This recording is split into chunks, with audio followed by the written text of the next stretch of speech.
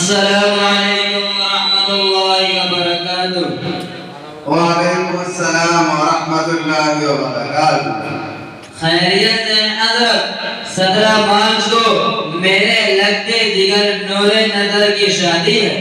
آپ سے میری عاجزانہ درخواست ہے کہ آپ اس خوشی کے موقع پر ضرور تشریف لائیں، اور اہل خانہ کی بھی دلی خواہش ہے کہ نکاح آپ ہی پڑھا دے تو مہربانی ہوگی۔ الحمدللہ، خیریت سے ہوں کیا جی۔ جہاں تک آپ کی شادی میں شرکت کی بات ہے تو اگر یہ شادی شریعت و سنت کے مطابق ہے تو مجھے شرکت کرنے اور نکاح پڑھانے میں کوئی حرج نہیں ہے، ورنہ معذرت خواہ ہوں۔ میں تو یہ شادی اسی طرز پر کر رہا ہوں جو کہ فی الحال لوگوں میں رائج ہے، اور اس مکھیا جی کو نیتا گری سے فرصت ہی نہیں، تو مجھے کیا معلوم کہ شادی کے بارے میں شریعت و سنت کیا ہے۔ اچھا، آپ کو تو یہ معلوم ہوگا ہی کہ آج کل شادی میں لڑکے والے کے طرف سے کیا کیا مطالبات ہوتے ہیں۔ جی ہاں، مجھے خوب اچھی طرح معلوم ہے، اور میں نے وہی مطالبہ کیا ہے جو دنیا کرتی ہے، اور اگر مطالبہ نہ ہو تو پھر رشتہ دار اور پڑوسی سب مل کر چٹکیاں لیتے ہیں اور مذاق اڑاتے ہیں، گویا جہیز لے تو علماء فتویٰ لگاتے ہیں، اور اگر نہ لے تو رشتہ دار ہنستے ہیں، تو پھر کرے کیا؟ تو سوچا لے ہی لو۔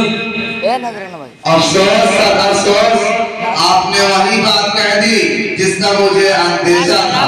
اب آپ کو آج ہی فیصلہ کرنا ہوگا کہ آپ کو ہمارے پیارے آقا محمد عربی صلی اللہ علیہ وسلم کی سنت محبوب ہے یا دنیا والوں کی بناوٹی عزت۔ آپ تو میری سیاسی پوزیشن سے واقف ہیں، M L A M P کے ساتھ میرا رہنا سہنا ہوتا ہے۔ اب اگر یہ شادی شان و شوکت اور دھوم دھام کے ساتھ نہ ہو تو یہ لوگ کیا کہیں گے؟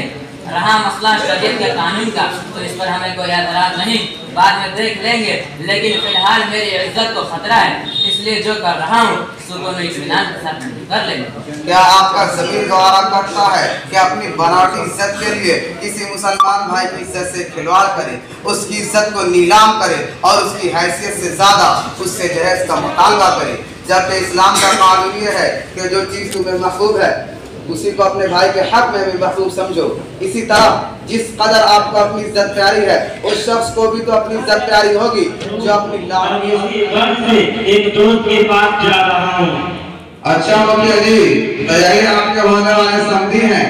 اچھا جناب، آپ کا نام کیا ہے اور آپ کا پیشہ کیا ہے؟ میرا نام مجروح میاں ہے اور میں ایک چھوٹا کسان ہوں جو 4 کٹھا زمین ہے، اسی سے گزر بسر کرنا پڑتا ہے۔ کھیت سے جو غلہ آتا ہے اسی کو کھاتا ہوں اور اسی کو فروخت کر کے اپنی ضروریات پوری کرتا ہوں۔ حضرت مجھے خوشی ہوتی کہ شادی کے مبارک موقع پر غریب خانہ تشریف لاتے۔ مظلوم صاحب، ابھی میرے پاس آپ کے سمدھی مکھیا جی کی دعوت دینے کے ارادہ سے آئے تھے اور حسن اتفاق آپ سے ملاقات ہو گئی، تو کیا اللہ کو حاضر و ناظر سمجھتے ہوئے بتائیں گے کہ آپ کے مکھیا جی نے آپ سے جہیز کے نام پر کن 3 چیزوں کا مطالبہ کیا؟ مولانا صاحب، سچ تو یہ ہے کہ مکھیا جی کے مطالبہ کی ایک لمبی فہرست ہے۔ بازار میں جو نیا ماڈل آیا ہے مکھیا جی نے اسی کا مطالبہ کیا ہے، مثلاً فلپس کی collar T V, fridge, washing machine, 6 عدد گودریج کی الماری، 6 عدد چاندی کے برتن، جبکن کی لکڑی سے بنی ہوئی 1 درجن کرسیاں، 4 چکا گاڑی، 3 لاکھ کیش، فرنیچر کا سامان عام طور پر لوگ جو دیتے ہیں۔ لیکن آپ نے تو بارات کا کوئی ذکر ہی نہیں کیا۔ کیا مکھیا جی سادگی سے آئیں گے اور دلہن کا نکاح کروا کر لے جائیں گے؟ حضرت مکھیا جی کی اتنی لمبی فہرست ہے کہ میں بھی بھول جاتا ہوں۔ جہاں تک بارات کی بات ہے تو 300 بارات ہے، کھانے میں کم از کم 6 آئٹم، کھسی کا گوشت، مزید ناشتہ کا عمدہ انتظام ہونا چاہیے، یہ مکھیا جی کا آدیش ہے۔ مظلوم صاحب، رہنے دو، بس کرو، اب مجھ میں سننے کی طاقت نہیں، یقیناً آپ मजलूम है, एक तरफ आपके माँ बाप ने आपका नाम ही मजलूम रख दिया, दूसरी तरफ मुखिया जी मुतालबात पर मुतालबात, मांग पर मांग से आपको मजलूम बना दिया है।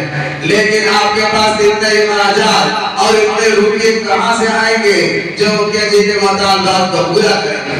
हजरत जी, बात ऐसी है कि किसानों में उलट फेर चलता रहता है, इसे कर्जा लेकर उसको दे दिया, उससे फिर कर्जा लेकर इसको दे दिया, यही हमारा धंधा है। और अभी इसी अर्ज से एक दोस्त के पास जा रहा हूँ, दुआ कीजिए कामयाबी मिल जाए। तो क्या आप कर्ज वाले को वक्त पर कर्ज लौटा देते हैं? जी नहीं, वह हमारे घर से तो दफा चक्कर लगाते हैं, क्योंकि हम जिस शख्स के भरोसे पर कर्ज करते हैं उसका वादा फेल हो जाता है, कभी-कभी अपनी इज्जत को भी दांव पर लगाना पड़ता है, यहाँ तक कि गाली गलौज तक की नौबत आ जाती है। मुखिया जी, सुन लिया अपने मजलूम साहब से जुल्म की दास्तान। अब मैंने समझा फकीर मांगने वाले दो तरह के होते हैं। एक फकीर वो है जो चौक चौराहे पर, रेलवे स्टेशन और बस अड्डे पर 1 रुपया 2 रुपया निगाहें नीची करके मांगता है, और दूसरा फकीर आप जैसे जमीर पड़ोस लोग हैं, इंटरनेशनल फकीर है जो दावे से और शान से मांगते हैं। शर्म कीजिए, अल्लाह से करिए। कभी आपने सोचा आज जो रोज कभी सलमा और कभी शबनम रोजाना कोई ना कोई मुस्लिम जवान लड़की खुदकुशी कर रही है या गैरों के साथ भागकर मुर्तद हो रही है, और आप जैसे दुनियादार मुसलमानों की वजह से। तो क्या इतनी तेजी से मुस्लिम लड़कियां घरों से फरार हो रही हैं, खुदकुशी कर रही हैं, मुर्तद हो रही हैं, इसका जिम्मेदार मैं ही हूँ? आप समझ कर बात करें। मौला का ये मतलब नहीं जो चाहे मुझसे से ख्वाहिश आदमी से बोल दे। मैंने कौन सा जुल्म किया? मैंने तो वही कहा जो दुनिया करती है। मुखिया जी, आप खुश रहे या ना खुश, लेकिन जो हक है उसकी हक़ानियत बताना मेरी जिम्मेदारी है।